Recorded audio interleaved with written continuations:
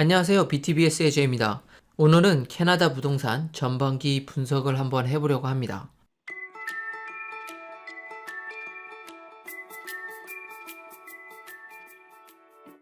지난 캐나다 5월, 6월 부동산 동향 분석의 다음 버전 비디오로 바로 가기 전에 2019년도 6월 기준 캐나다 부동산의 시장이 어떻게 변화했는지를 알아보려 합니다.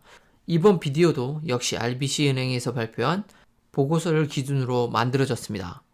첫 번째 데이터는 캐나다 전역 기준 RBC Housing Affordability Measure입니다. 즉, 중간소득 계층의 소득 대비 얼마나 많은 돈을 집을 소유하는 데 사용하는가를 보여주는 지표죠. 이 퍼센테이지가 높아지면 높을수록 매달 집을 위해 들어가는 돈이 많다는 이야기입니다.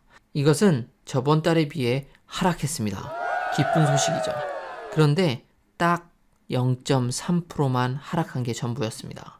여기서 재밌는 부분은 하우스를 소유한 사람이 콘도를 소유한 사람보다 거진 15% 이상 더 집을 위해 돈을 사용하고 있다는 점입니다. 캐나다 전역 기준이기에 이 정도 차이가 나고 또 기본적인 면적 사이즈가 하우스에 비해 콘도가 작기 때문에 이렇게 크게 차이나 보이는 것입니다. 사실 토론토의 콘도 가격은 이제 하우스보다 비싼 곳도 많습니다.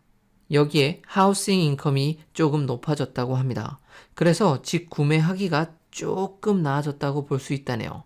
지금까지 보면 캐나다의 6월은 뭔가 집을 구매하기 좀 더 나은 시기였다고 보여집니다. 그런데 정말 토론토에 사시는 분들에게는 이런 내용은 좀 맞지 않은 정보가 될 수 있을 듯 합니다. 왜냐하면 토론토는 집값이 상승했기 때문이죠. 집값이 떨어진 곳은 캐나다의 서쪽 부분입니다. 데이터 기준은 제일 많이 집값이 떨어진 곳은 바로 밴쿠버지만 이미 너무 올라가 버린 집값 때문에 많이 떨어졌다 하더라도 서민들에겐 아직도 너무 높은 가격이라 그 집값 하락 정도는 그렇게 많이 와닿지 않을 듯 합니다. 그리고 밴쿠버, 토론토, 빅토리아는 여전히 집 사기 힘든 동네라는 것을 인정하듯이 데이터에서도 이 부분이 아주 뚜렷하게 나타납니다. 집을 구매할 때 얼마만큼의 하우스 인컴이 필요한가를 보여주는 데이터에서는 토론토는 66%를 차지했는데 이것도 높다라고 생각이 들지만 밴쿠버는 정말 넘사벽이네요. 82%입니다. 그렇다면 각 동네별로 얼마나 많은 가구들이 집 구매를 할 여유가 될까요? 총 14개의 도시를 대상으로 조사한 결과 7개의 도시가 50% 이상입니다. 쉽게 말해서 10가구 중 5가구가 집을 살 수 있다는 거죠. 40%까지 포함한다면 무려 10개의 도시입니다.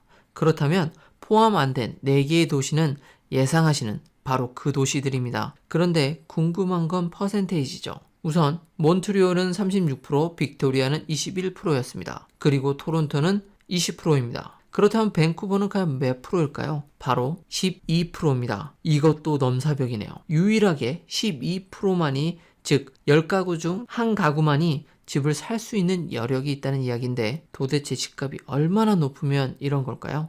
토론토 중간소득 계층들은 하우스 인컴의 몇 프로를 집값으로 내고 있을까요? 이거에 관련된 데이터를 보여드리도록 하겠습니다. 이 데이터를 보면 2016년도 이후 단 1.1%만 하락한 걸 알 수 있습니다. 그나마도 콘도를 산 사람들은 오히려 상승했습니다. 그 말인즉 콘도의 가격이 상승했다라는 이야기죠. 그럼 밴쿠버는 어떨까요? 같은 형식의 데이터를 보여드리겠습니다. 제가 처음 말했듯이 캐나다의 서부에서 집값 하락이 뚜렷했습니다. 캐나다 서부하면 바로 밴쿠버죠. 작년 기준 5.1%나 하락했습니다. 금년도도 하락은 했지만 그 낙차는 크게 줄어들어 1.9%였습니다. 토론토와 비교한다면 크게 하락한 거죠. 토론토와 다른 점은 밴쿠버는 콘도를 가진 사람들도 같이 하락했다는 것입니다. 물론 하우스를 가진 사람들은 낙차폭은 좀 작았지만 그래도 하락폭이 뚜렷하게 보일 정도네요. 자, 그럼 실제 넘버를 한번 봐볼까요? 모든 타입의 집 기준으로 볼 때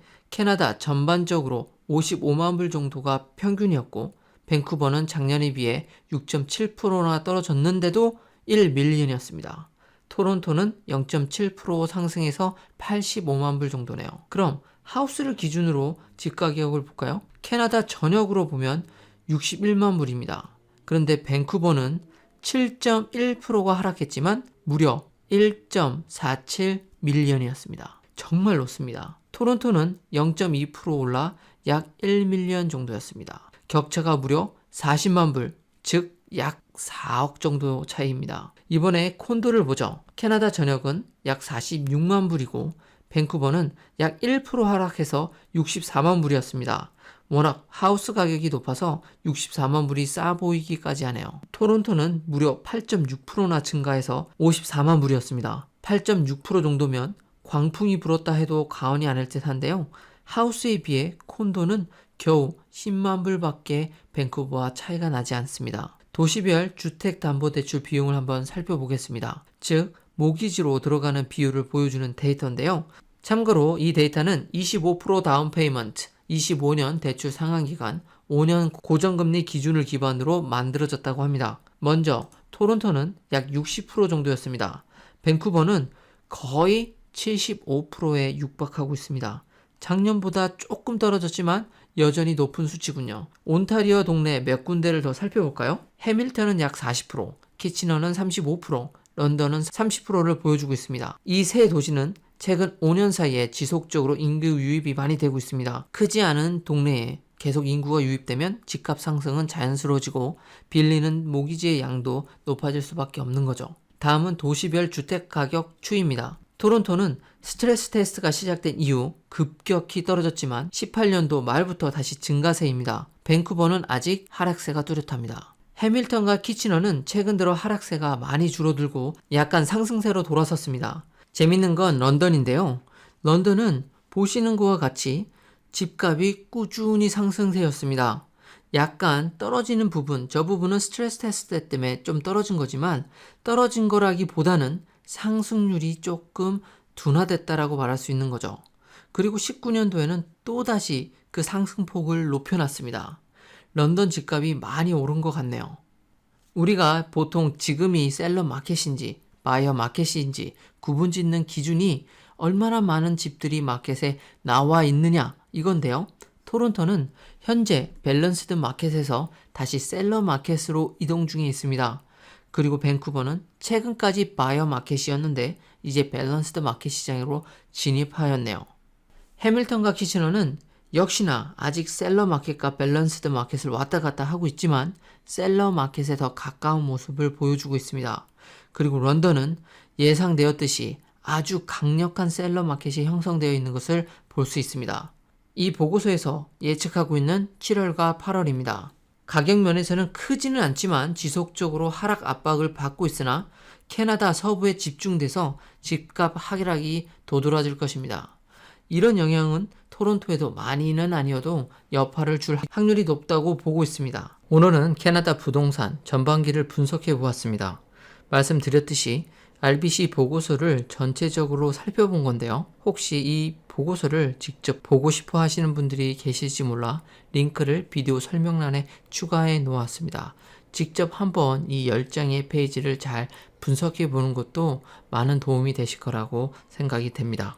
다음 시간에는 5월, 6월 주택시장 동향 분석에 이어 7월, 8월 편을 준비했습니다. 내용이 마음에 드셨다면 구독과 좋아요 부탁드립니다. 감사합니다.